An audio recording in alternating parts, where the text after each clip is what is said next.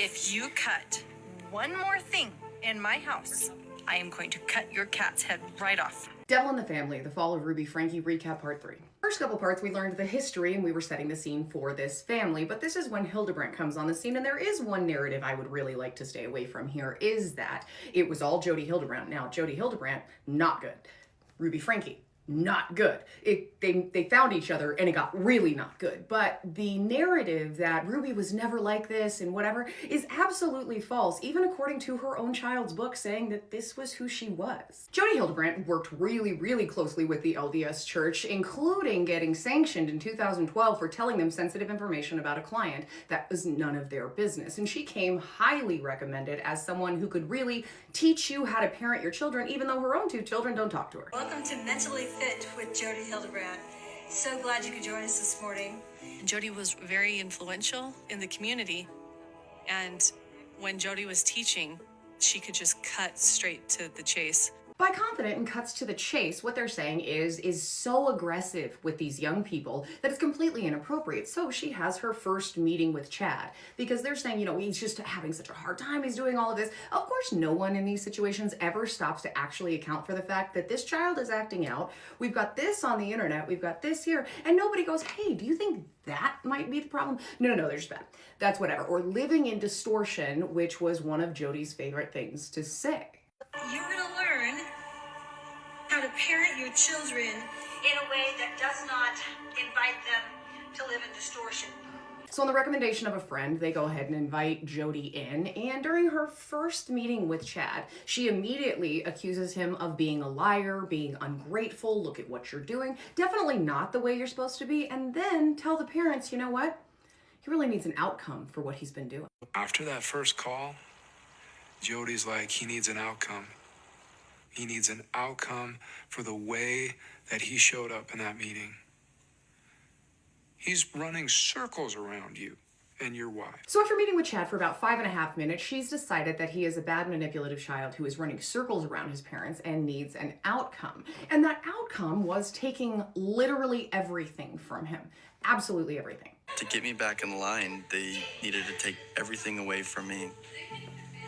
All electronics, which meant my phone, the Xbox, no access to sports.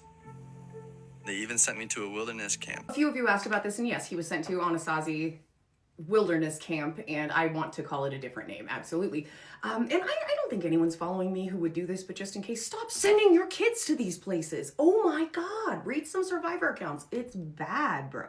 Chad today has just entered the Anasazi Foundation Wilderness Therapy Program, where he's going to spend... My mom was trying everything she could to fix me, but I never felt she was doing it for me.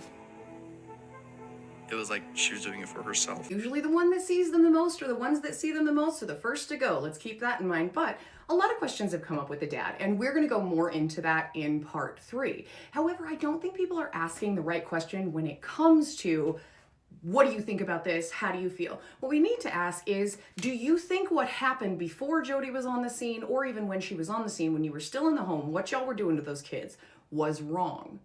And I think that's the answer we're looking for here, because he filmed a lot of it. So just because it's not prosecuted doesn't mean it's not that. You know what I'm saying? And considering the presence and the filming it and everything, and how much they loved their life before, I don't know how wrong he thinks a lot of that was, and that is pretty concerning. But at this point, it just keeps getting worse and worse and worse for Chad, and this is when the public really starts to get cued into what's going on. I got to the point where she gave me an option to sleep like in the living room, or she gave me the option to go down in the basement and sleep on our little beanbag.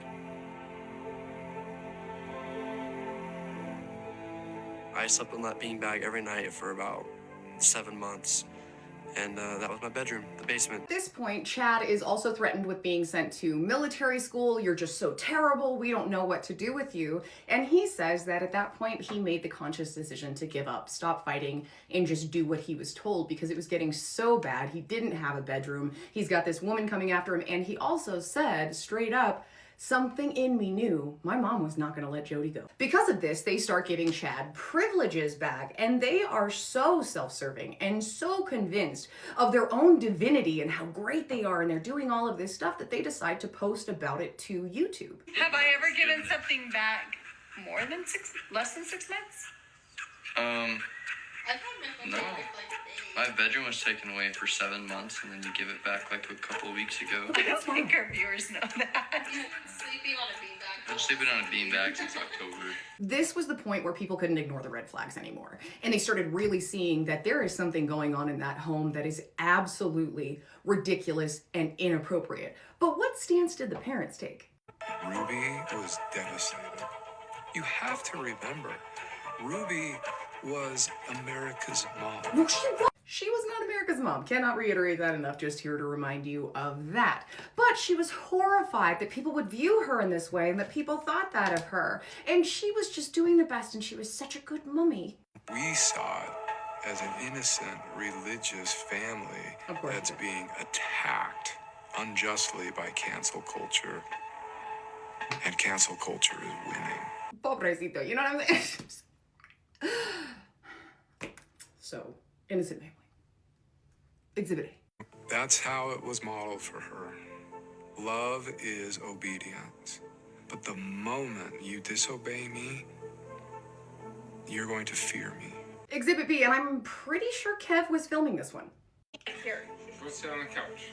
Sit her down on the flipping couch. Okay. Stop hijacking. Stop it. Okay. Exhibit C, how about this? I did always feel bad when he got in trouble. You know, he'd get a bloody nose and I'd bring him, toilet paper and didn't really know what to do. He got beat really bad one time. And I helped him clean blood off the walls. The examples go on, but I just, there's a lot of carnage here, and I don't want to show every example, but you can look here on TikTok. There is a lot that happened. And when asked directly, Kevin, what was happening, do you think it's wrong now? Do you think they had a point? Any of it valid, do you think? From my perspective now, is any of it valid? Sure. I think a lot of it was valid. Not a question that should have taken that long to answer or been a sure. I feel like that's a hard yes at this point. But that wraps us up on this one. We'll be moving on to episode 2 either tomorrow or the day after. I am in the middle of midterm, so if we have a day in between videos, that's usually why. And I hope you guys have a good day. This was a rough one. Oh. And on a side personal note to the older siblings, the people that took it to keep the rest of us from getting it as bad, thank you. You will always be our heroes, even if we don't say it that often, because you don't want to talk about it all the time. Thank you.